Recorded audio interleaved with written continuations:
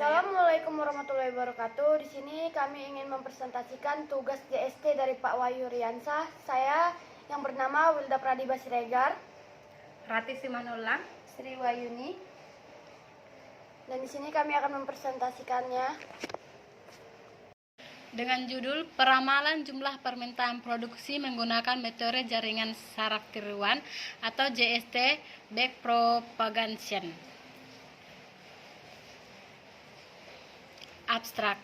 Peramalan merupakan suatu dugaan terhadap permintaan yang akan datang berdasarkan pada beberapa variabel peramal, sering berdasarkan data deret waktu historis. Banyaknya perusahaan yang sedang berkembang di Indonesia saat ini menimbulkan persaingan bisnis yang sangat ketat, baik di bidang jasa dan produk. Pendahuluan.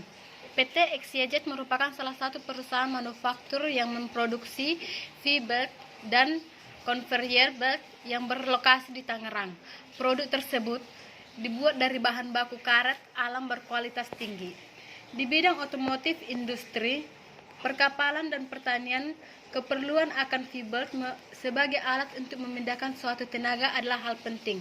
Perusahaan tersebut memiliki pelanggan yang sangat cukup banyak di dalam luar negeri. Hal ini dibuktikan dengan mengekspor hasil-hasil produksi ke Singapura, Malaysia, Jepang, Eropa, dan Amerika Serikat. 2. Berlebih di gudang. Penentuan produksi yang tepat sangat diperlukan pada perusahaan. Oleh karena itu, perlu diadakan peramalan karena selama ini PT XYZ belum menerapkan sistem peramalan dan hanya menyimpan data permintaan masa lalu tanpa diolah lebih lanjut.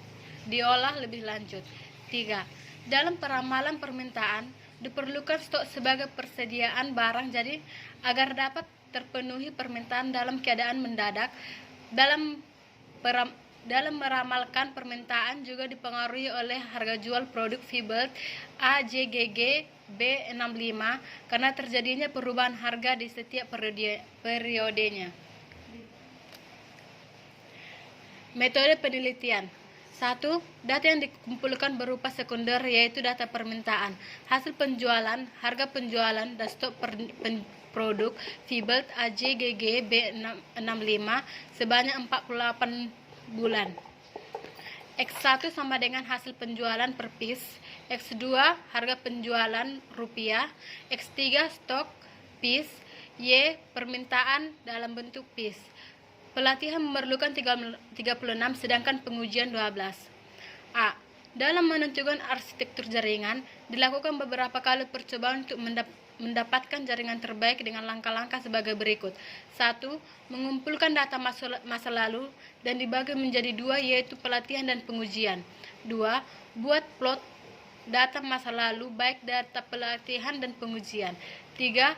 Validasi model peramalan. Pelatihan data. 4.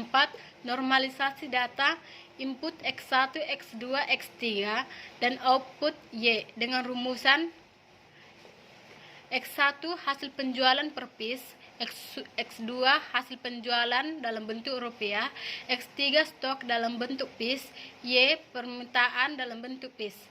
Pelatihan memerlukan 36 sedangkan pengujian 12.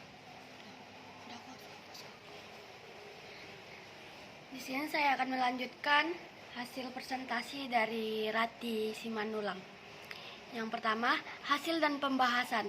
Hasil dan pembahasan arsitektur jaringan terbaik.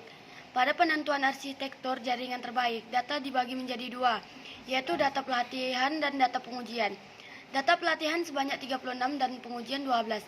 Pembagian data tersebut berguna untuk agar jaringan mendapat data pelatihan yang secukupnya. Dan data pengujian dapat menguji prestasi pelatihan yang dilakukan berdasarkan nilai MSE.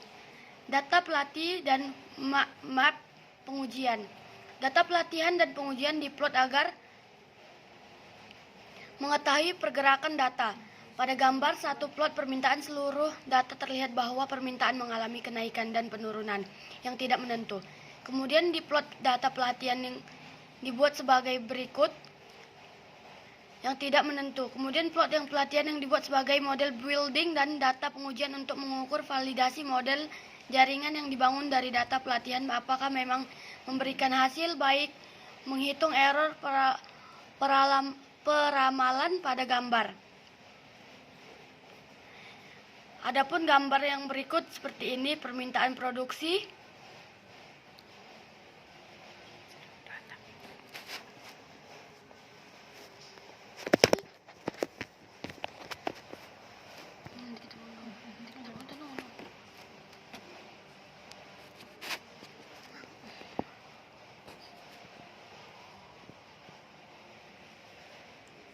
Adapun data permintaan produksi seperti gambar di plot pertama, permintaan seluruh data.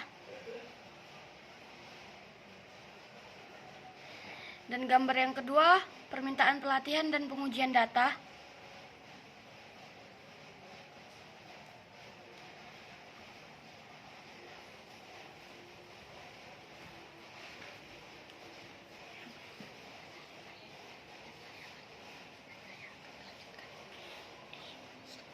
Dan saya akan melanjutkan presentasi dari teman saya, yaitu Wilda Pradiba.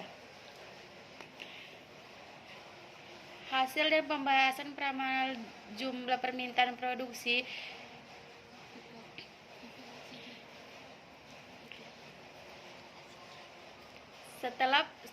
setelah pelatihan dan pengujian data serta tracking sinyal selanjutnya dilakukan peramalan untuk periode 2013. Peramalan ini menggunakan JST terbaik dengan rancangan arsitektur Neuron 221.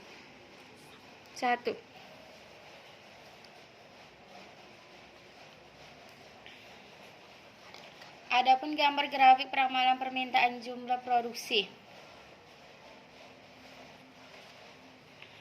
Kesimpulan dari presentasi ini yaitu arsitektur jaringan saraf tiruan yang dapat digunakan untuk peramalan permintaan FBAJGGB 65 di PT XYZ adalah jaringan multi-layer Friedwald dengan struktur neuron 20 dengan 1.